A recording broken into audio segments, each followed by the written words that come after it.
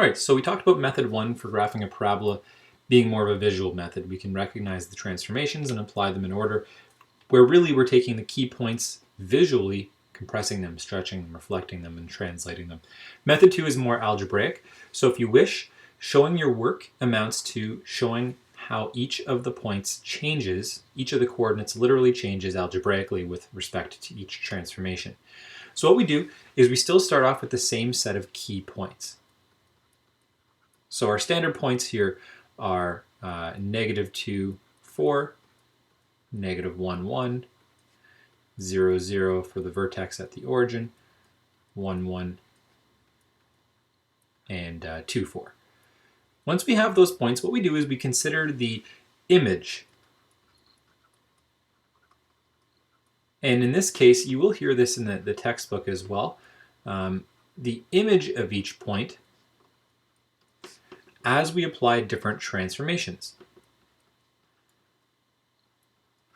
So the first thing we're going to start off with after each transformation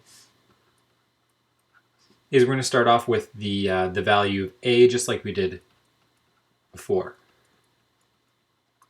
So we're going to take the value of a being 2, and because a is equal to 2, what that means visually, even we think back to that in green, what we did was we vertically stretched the parabola. Well, that means all the y coordinates ended up doubling, right? The origin remained where it was, everything else, x stayed the same and y doubled. So what we do is we take the x, y coordinate.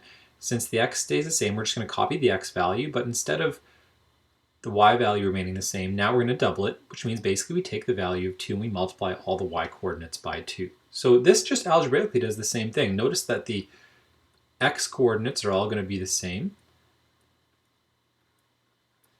But for the y coordinates now, we double them. So 4 times 2 is 8, 1 times 2 is 2, 0 times 2 is still 0, 1 times 2 is 2, and 4 times 2 is 8. So that's the effect of the first transformation.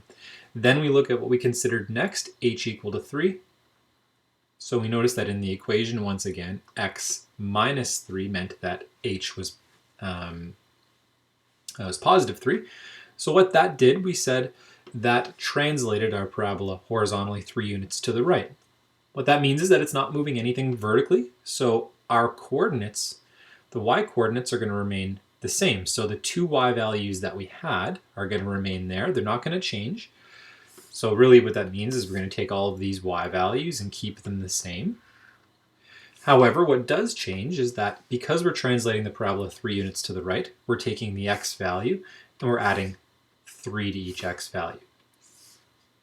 So here we say that this is x plus 3, and now we have the 2y copied where we had it before. So -2 plus 3 is positive 1. The 8 remains the same. -1 plus 3 is positive 2. The 2 remains the same. 0 plus 3 is 3. Y coordinate remains the same. And then the remaining ones. And we can see that the x coordinates are all in order now. Okay, and those all align with the points in blue in our graph. And last but not least, we said that k was equal to -4. So the last step, you could imagine where we're going here, means we're going to take the x values that we had, and they're going to remain the same. So all the x coordinates are at the same location. Now the 2 y values, or the value of y that's been doubled, is now going to drop by 4. So since we're translating this downward, it means we're going to subtract 4 from all the y values. So once again, x value stays the same. Y value is 4 less than it was.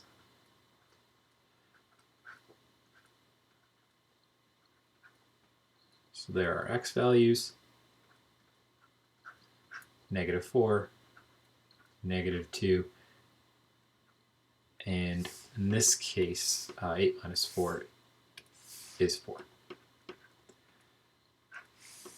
So we should notice that each of these points corresponds to one of the points on our final parabola here, and that's what we notice. So here's the point 5, 4, the point 4, -2 is right here, and so on.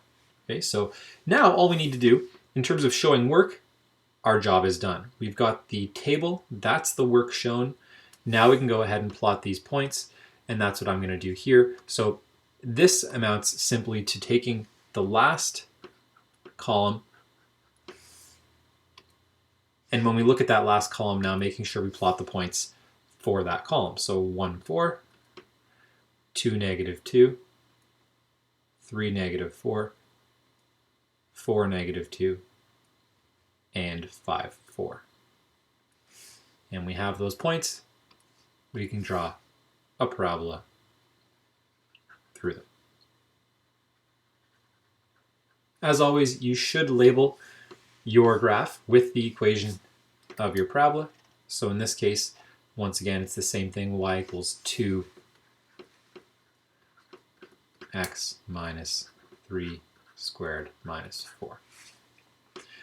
Okay, so in terms of showing work on an assignment, really important, either your graph illustrates the separate steps. You should see multiple parabolas, one for each step along the way. If there's an a value that's also reflecting, or rather has a reflection component, then that means you have to have an extra step as well.